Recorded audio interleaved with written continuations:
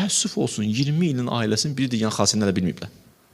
Belə ailələr var. Hələ tuta bilmir kişini. Kişi qadını tuta bilmir. 20 ildir bir yerdəsiz. Çünki dərin baxmırsınız məsələlərə. Hamı ilə eyni cür rəftar eləmək olmaz. Adam var ki, onu ilə küssün, yaxşı olacaq. Adam var ki, onu ilə küssün, pisə geyəcək o.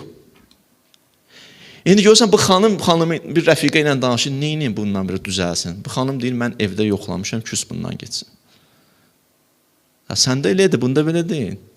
Bu bədbəxt eləməsə, sən yoldaşın küsəndə yaxşı olur. Amma bu küsəndə lap pis olacaq, aləm deyəcək bir-birinə.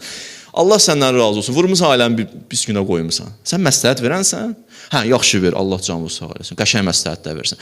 Bir otur, tanı günə sonra məsləhət ver, tanımırsan bunu həyat yoldaşınsan. Nə məsləhət verirsə, birisi adam tanıyar məsləhət verər də. Biraz danışdırarlar da adamı.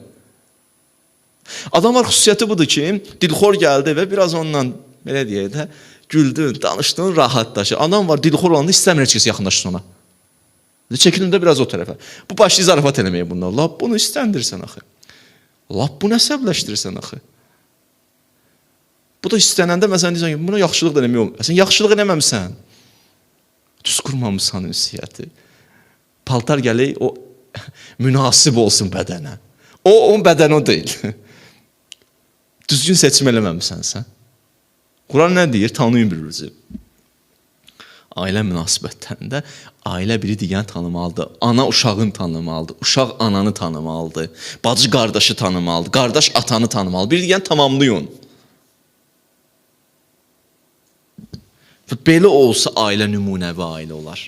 Gözəl ailə olar ki, bugün bir giriş elədim mövzuya.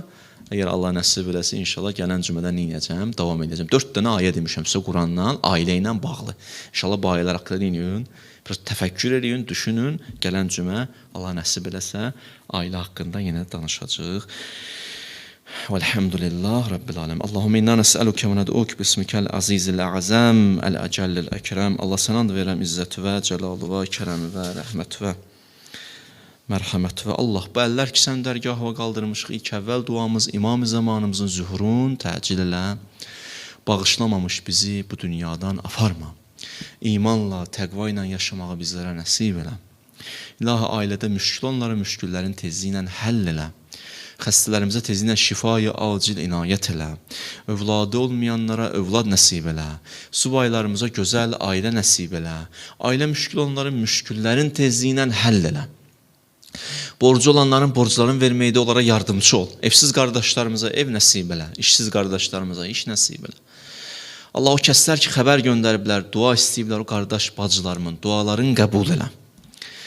Sıxıntıda olan möminlərimizə İmam Musa Kazım hörmətinə özlərinə fərəc, ailələrinə səbr bəxşinə. İlahi və Rəbbim, şəhidlərimizi Kərbəla şəhidləri ilə məhşur elə. İşğaldan azad olunmuş torpaqlarımızda Əhl-i Beyt məclisləri qurmağı, İmam Hüseyin məclisləri qurmağı bizlərə nəsib elə. Peyğəmbər və Əhl-i Beytinə salavat zikirlə. Allahümmə salli alə Muhammed və ali Muhammed. Allah qəbul eləsin inşallah.